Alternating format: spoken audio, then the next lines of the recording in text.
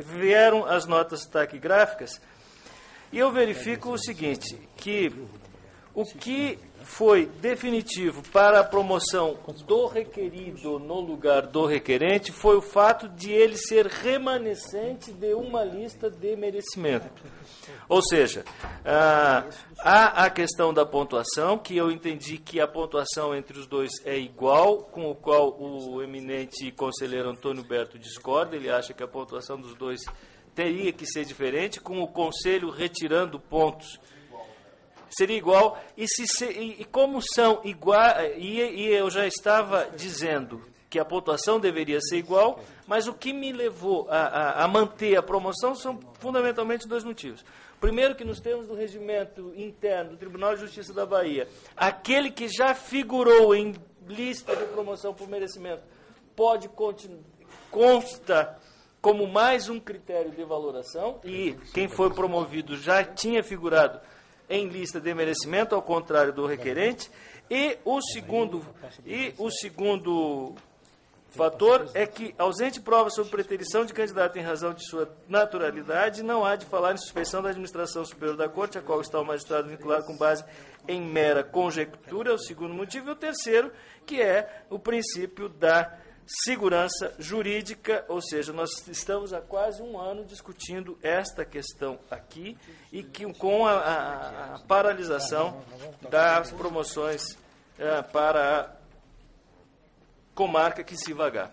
Então, por essas razões, eminente presidente, agora aduzindo que há as notas nos autos, é que eu julgo improcedente o feito. Alguma divergência? Sim. Então, eu vou colher os votos. Conselheiro Antônio Berto. Estou de acordo em relação à questão do bairrismo, não há nenhuma possibilidade de passar por aí qualquer revisão, mas eu tenho divergências em dois aspectos. Em primeiro lugar, na questão da pontuação. Segundo os relatórios de avaliação, que eu colho aqui das páginas 13 e 18 do documento digitalizado número 3, os candidatos, o requerente e o candidato promovido, receberam da comissão de avaliação 810 e 860 pontos. Como o conselheiro Mauric, com razão, identificou a atribuição a menor para o candidato requerente de 50 pontos, a soma dos 50 pontos ao que ele havia alcançado levaria a um empate. E esse empate levaria a um empate tríplice entre ele, Paulo Henrique Lorena e o candidato Vicente, que foi promovido. Ainda que o tribunal pudesse, ou quisesse, ou tivesse razão para promover o juiz que foi promovido, ainda assim remanesceria, me parece, interesse processual na revisão do ato, porque, em tese, essa mudança na pontuação poderia guindar o candidato requerente à condição de integrante de lista tríplice, o que geraria efeitos potencialmente benéficos para futuros concursos de promoção.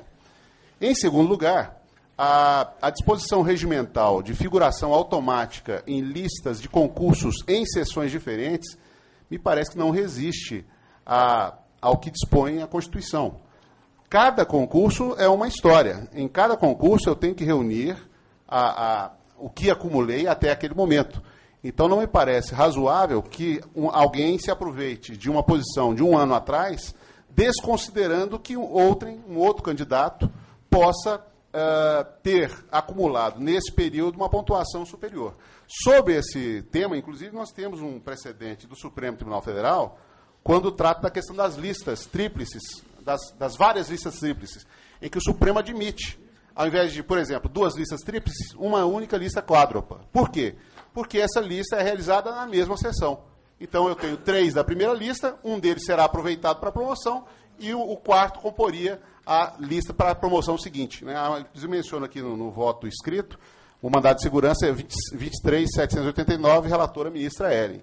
Então, por esses aspectos, e o voto está disponibilizado na tela, eu entendo que a situação, conforme já decidimos nos julgados anteriores da Bahia, aliás, esse aspecto também lá constou da nossa decisão, do PCA 11734, que não pode haver o simples aproveitamento de remanescentes de lista sem analisar a situação no concurso em exame, né? E, por isso, para ser coerente com o que nós decidimos no caso anterior, eu acompanho o conselheiro Mauric em relação à questão do bairrismo, mas na questão da revisão da pontuação também, mas concluo, considerando o empate tríplice e considerando a impossibilidade de figuração automática em sessões diferentes, concluo pela anulação da votação promovida.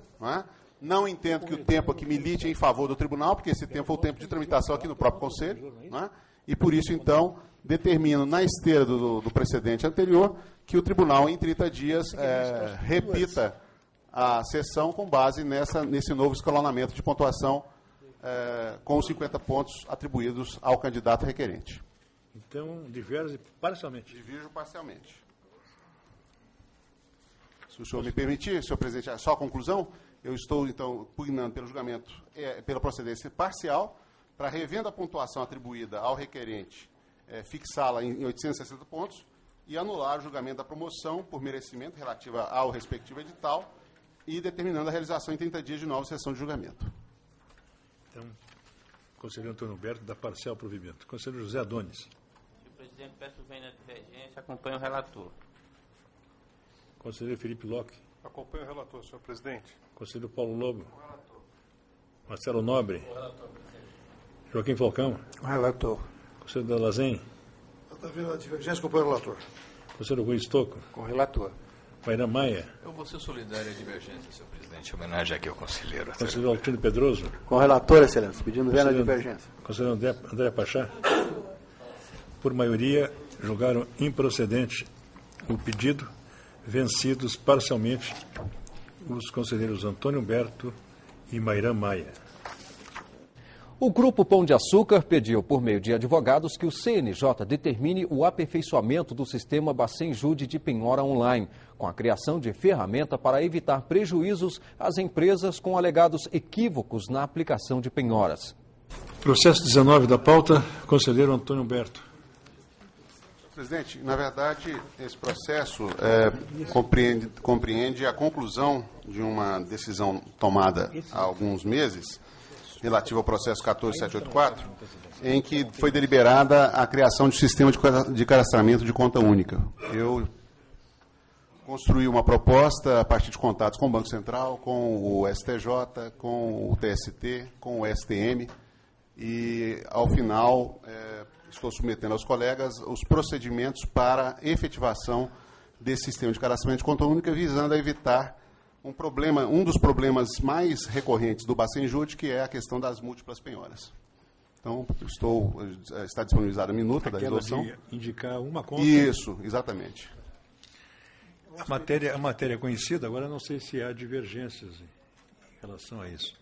De minha parte, não, senhor presidente, devo dizer que é uma experiência bem sucedida da Corregedoria Geral da Justiça do Trabalho, que creio que pode ser aproveitada em outros segmentos.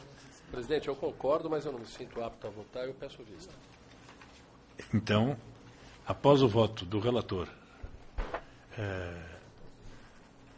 qual foi a decisão, doutor Humberto? Não, é a apresentação de uma resolução. De uma proposta de resolução. Agora é só a redação, né? Só o processo foi aprovado. Então, após o voto do relator apresentando a resolução, pediu vista antecipada o conselheiro